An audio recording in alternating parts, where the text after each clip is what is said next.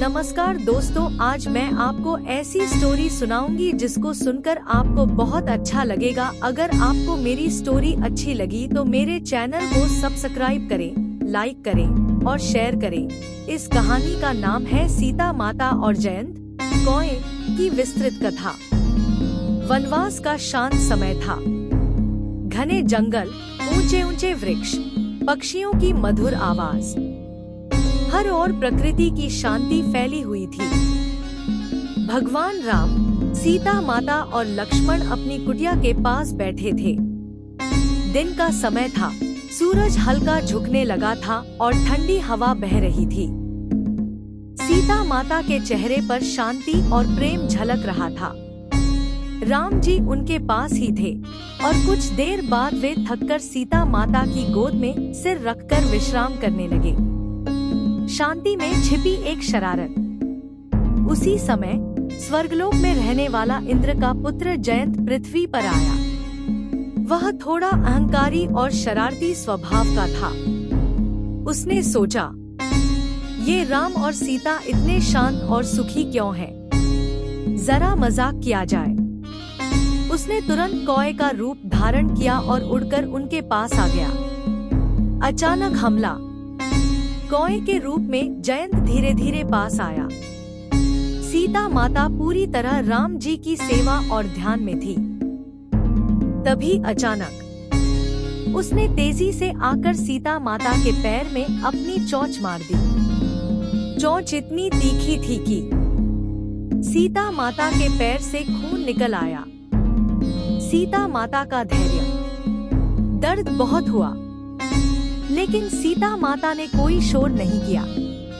उन्होंने सोचा, अगर मैं अभी आवाज करूंगी तो राम जी की नींद टूट जाएगी। इसलिए उन्होंने चुपचाप दर्द सह लिया। यह उनके प्रेम, त्याग और धैर्य का अद्भुत उदाहरण था। राम जी का क्रोध। कुछ समय बाद जब राम जी की आंख खुली, उन्होंने देखा कि सीता माता के पैर से खून बह रहा है। उनका चेहरा तुरंत गंभीर और क्रोधित हो गया। उन्होंने मन ही मन कहा, मेरी सीता को चोट पहुंचाने की हिम्मत किसने की? राम जी सर्वज्ञ थे। उन्हें तुरंत पता चल गया कि यह कोई साधारण पक्षी नहीं, बल्कि कोई देवता है। तिनका बना दिव्य अस्त्र।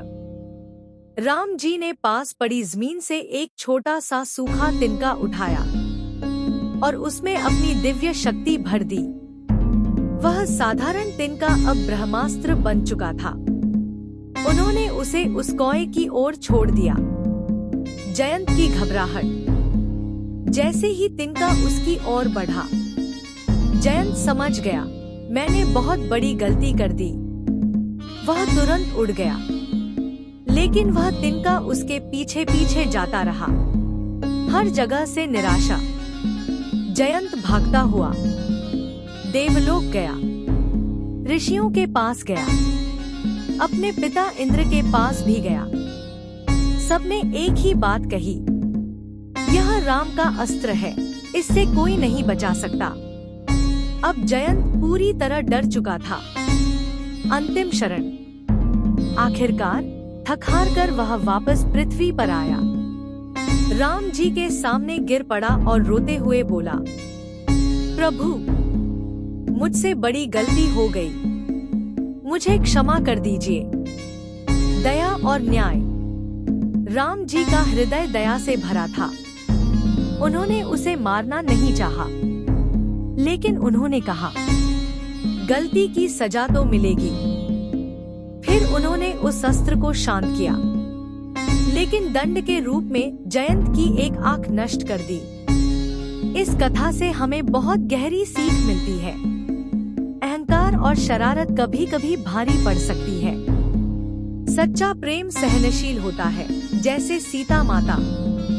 भगवान न्याय करते हैं, दया भी और सजा भी। गलती मानने से क्षमा मिल सकती है।